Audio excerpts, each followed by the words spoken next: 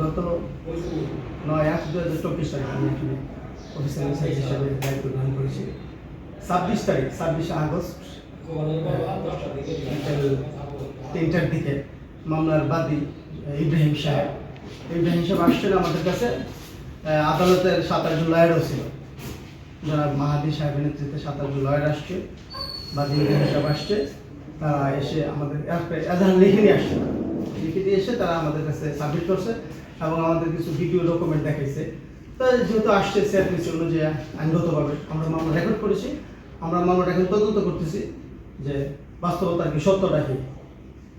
Dead বডিটা আমরা দেখলাম পুলিশ সদস্যরা তাকে গুলি করলো এবং পুলিশ সদস্যরা তাকে 4 জনে ধরে নিয়ে আসলো। এই ডেড বডিটা আসলে কোথায়? ফ্যামিলি ডেড বডিটা চাই, প্রথম বিচারের কথা তো পরে, এই ডেড বডিটা আসলে কোথায় আছে? এই ডেড বডি সংক্রান্তে আসলে আমাদের থানার কারো জানা নেই। এটা ঘটনা তো যেভাবে তারা ভিডিওতে বলতেছিল বা বাদীর যে আর্জিতে যে অভিযোগ 5 তারিখের ঘটনা, এই 5 তারিখ কিংবা 26 তারিখের আগ পর্যন্ত কেউ কিন্তু আমাদের কাছে এরকম কোনো কমপ্লেন করে না। 26 তারিখ কমপ্লেন করছে, আমরা মামলা রেকর্ড করেছি।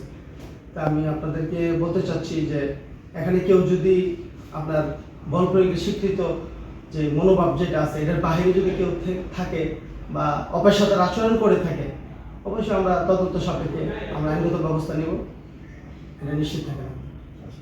এই ডেড বডিটা এখন পর্যন্ত কোথায়? শেষ ডেড বডি আসলে আমরা এখনো কোনো সন্ধান পাই নাই। তখন বিভিন্ন ধরনের লোকজন ছিল থানা এলাকায়, আমাদের পুলিশ বাহিনীর পুলিশ সদস্যরাও অরক্ষিত ছিল।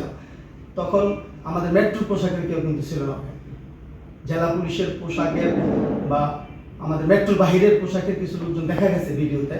এটা আমরা তদন্ত করতেছি, অবশ্যই আমরা তদন্ত করে প্রকৃত দোষী যারা তাদেরকে আমরা আইনের আওতায় নিয়ে আসবো। তবে আসামি যারা বাদী তারা বলছে যে তারা যে নামটা দিয়েছিল সেই নামে কাউকেই আসামি করা হয়নি, অথচ এর ভিতরে সাংবাদিক সহ যারা নিরীহ কিছু মানুষ সেই নামগুলো আপনারা সেখান থেকে ভিতরে ইনক্লুড করেছেন এবং তাদের দেওয়া নাম আপনারা বাদ দিয়েছেন। এটা কেন হলো একটু জানাবেন? সাংবাদিকরা কি ওই ঘটনায় গোলাগুলির মধ্যে ছিল? তারা কি গুলি করেছে? আচ্ছা, তারা যেটুকু বলতেছিল সব কথা আসলে সত্য না। তারা বিজ্ঞ আদালতের 8 জন লয়ার সহ তারা এসে লিখিত এজাহার নিয়ে এসে তারা মামলা দায়ের করেছে। আমরা মামলা রেকর্ড করেছি এবং রেকর্ড করার সময় আমার এজাহারে কোথাও সাংবাদিক বা পত্রিকার কোনো প্রতিনিধি এরকম কিছু নাই। আমরা পরবর্তীতে জানতে পারলাম যে এখানে 5 জন সাংবাদিকের নাম আসছে, শুধু নাম, পিতা অজ্ঞাত, বয়স দেওয়া এবং আওয়ামী লীগ নেতা। কাজে প্রাথমিকভাবে বোঝার কোনো কৌশল ছিল না। তবে আমরা এখন আপনাদেরকে আশ্বস্ত করতে চাচ্ছি যে প্রকৃত তদন্ত করে যারা জড়িত না অবশ্যই তারা আমরা তদন্ত বাইরে রাখবো এবং নিরপরাধ কেউ যেন হ্যারাসমেন্টের শিকার না হয়, চার্জশিট দেওয়ার আগ পর্যন্ত এখনো প্রাথমিক পর্যায়ে যেন কেউ হ্যারাসমেন্টের শিকার না হয়, এটা আমরা নিশ্চিত করবো ইনশাআল্লাহ। একটু বলবেন যে ফ্যামিলির লোক বলছে যে এই সাংবাদিকদের এই নামগুলো আপনাদের থানা থেকে দেওয়া হয়েছে, মানে আপনারা পেশা দিয়ে তাদেরকে দিতে বাধ্য করেছেন। ওনারা বলতেছেন যে ওনারা যে এজাহারটা নিয়ে আসছিল সেটা আপনার জানেন না, আরেকটা তার লিখিত আবার নিছেন। না, এটা সঠিক না। আসলে বাদীর তো তার এখন স্বাক্ষর ছিল, তার স্বাক্ষর ছাড়া মামলা রেকর্ড করতে পারবো না এবং তারা আদালতের লয়ার নিয়ে আসছে। তা আসলে ওইরকম এখন যা বলতেছে জানি না কিভাবে বলতেছে, কিন্তু বাস্তবতা হলো আমি একেবারে সিআরপিসি ফলো করে এজাহার তারা নিয়ে আসছে, আমি মামলা রেকর্ড করেছি এবং ওইখানে সাংবাদিকের কোনো সাংবাদিকতা বা কোনো পত্রিকার প্রতিনিধি কোনো কিছু ছিল না। প্রাথমিকভাবে শুধু নামের উপরে কিন্তু আমরা বোঝাও সক্ষম আমরা না ওই সময় যে সাংবাদিক জড়িত আছে। ভিডিও ফুটেজ থেকে আপনি দেখেছিলেন? হ্যাঁ, ভিডিও ফুটেজটা দেখে আপনার কি মনে হচ্ছে ঘটনাটা? হ্যাঁ, ভিডিও ফুটেজে 5 তারিখে একটা ঘটনা ঘটছে, কে বা কারা ঘটাইছে বা যেহেতু মেট্রো পোশাক না ওই পোশাকে কে আছে এটা আমরা তদন্ত করতেছি এবং আমাদের মামলার তদন্তকারী কর্মকর্তাকে আমরা একদম স্বাধীনভাবে বলা আছে, আমাদের কর্তৃপক্ষের নির্দেশনা আছে, ফেয়ার ইনভেস্টিগেশন করে প্রকৃত যারা দোষী তাদেরকে নিয়ে আসতে হবে।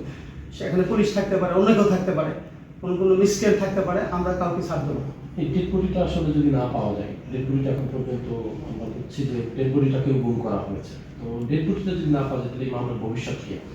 ডেড বডি যদি না পাওয়া যায়, এখানে আমাদের কিন্তু আদালত আছে, আদালতের জুডিশিয়ারি সিদ্ধান্ত মোতাবেক বা ডেড বডি যেহেতু নাই কি করা যেতে পারে, প্রকৃত ঘটনাটা কি হয়েছে, আনুষঙ্গিকভাবে আমরা যখন তদন্ত করব বা তদন্ত করতেছি অনেক কিছু বেরিয়ে আসবে। ডেড বডি সংক্রান্ত সাপোর্টিং কোনো কাগজপত্র বা সাপোর্টিং কোনো তথ্য আমরা হয়তো পেয়ে যাব। আশা করি তদন্তের এক পর্যায়ে সত্যতা বেরিয়ে আসবে। এই মরদেহটা কোথায় আছে বা এটা উদ্ধার করার জন্য আপনাদের পরবর্তী প্রক্রিয়াটা কি হবে?